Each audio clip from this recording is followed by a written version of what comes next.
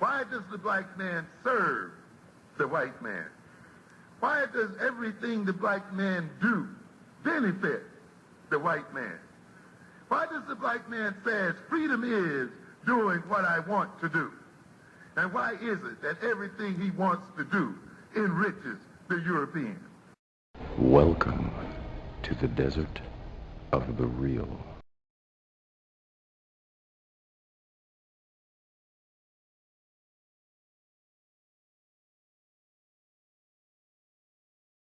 Peace. What's up? This your brother, Mr. Holipsism. I know you guys haven't heard from me in a while. Um, you know, I have no real particular reason why. I've it's felt like taking a break from talking. Because like I told you before, I don't like the sound of my own voice sometimes. Also, I want to just say a little something before the election tomorrow. Um, like I said in previous videos, I always look at these elections as entertainment. I never politics, American politics is entertainment to me. It's no different from me going to see Doctor Strange or, BVS or The Avengers, watching Game of Thrones, The Walking Dead. It's all the same. It's all entertainment.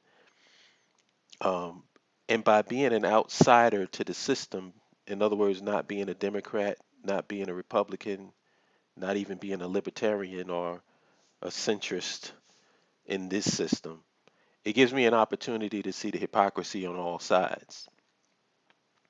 Um, you're going to hear from mainstream talking heads, and that's white, black, green, and in between, of the importance of voting and how if you don't go out there and vote, we're going to let a monster like Donald Trump get into office, and then, you know, it's going to be a zombie apocalypse. People are going to be riding down the road like Mad Max. Cats going to be playing with dogs, and it's just going to go to hell. In the meantime, what they don't tell you is how you're going to receive death by 1,000 cuts if you vote in Hillary Clinton. So it's like, which one do you want? Do you want the bullet to the head, or do you want death by 1,000 cuts? Those are your options. Which is why I say black people are in a unique position, because we've always been treated and taken for granted by both sides. I just find it hilarious that now liberals and progressives are learning what it's like to be treated like black people, because the Democratic Party is basically treating them like they do niggas. They're saying, hey, you got to vote for Hillary, because if you don't, Trump is going to get in. So all these little issues that you want to address and all these policies that you loved about Bernie Sanders, man, throw that stuff out the window, because, hey, Trump. Isn't this the same game they played on us? They played this game on the black community when George Bush was running for office, and George Bush was in there for 8 years. The world didn't spin off his axis. Oh, but Trump's worse than Bush. Oh, okay. We heard that Bush was worse than Clinton. You know what I'm saying? It's like it's always going to be after Trump. It's always going to be somebody else that they bring up and present as a boogeyman, because the Democratic Party loves to do this. They love to have a boogeyman to go against, because then it puts their base in an awkward position. The base has to support their candidate because they don't want the Republican to get in. That's the shenanigans we got going on the left. Then the only difference to me between the left and the right is that the establishment right fears their base. The establishment left, they look at their base as a joke. Like they constantly make fun of them. Even when I was listening to Obama's interview with Bill Maher, he was on his show finally. And it seems like Obama's main issue is with his own constituency, people on the left.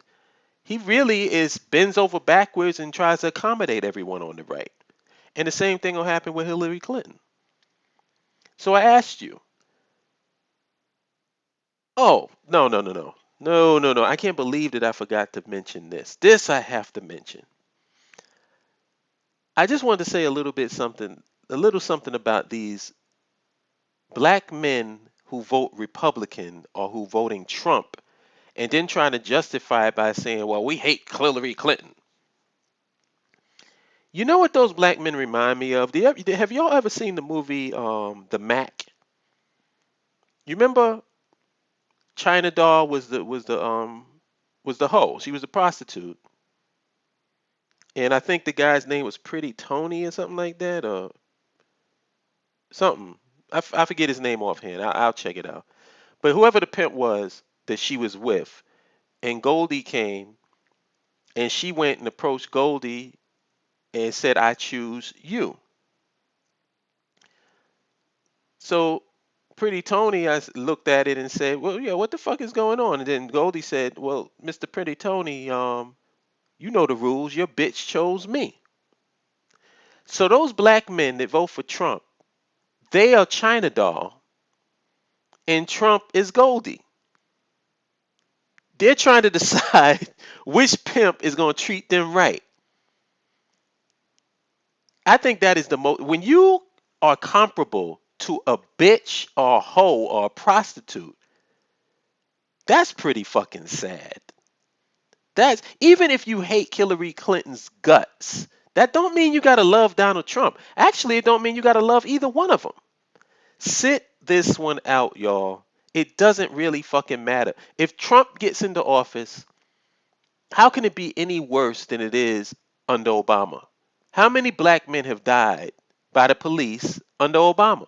I'm not saying it's Obama's fault. I'm just saying it didn't really have an effect. Him being a black president didn't have an effect on whether these men lived or died. Nobody was being prosecuted. There were no cracking down on all the deaths. It was basically like, hey, Obama is real cool and calm. It's like, hey, let's see how this plays out.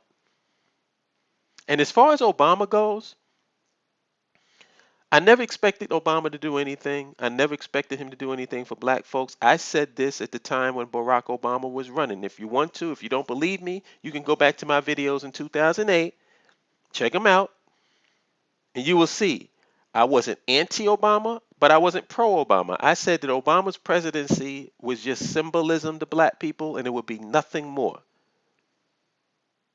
Now I've been vindicated, and throughout his 8 years, you discovered nothing has really changed for black folks. As a matter of fact, in a lot of ways, it became more hostile for black people.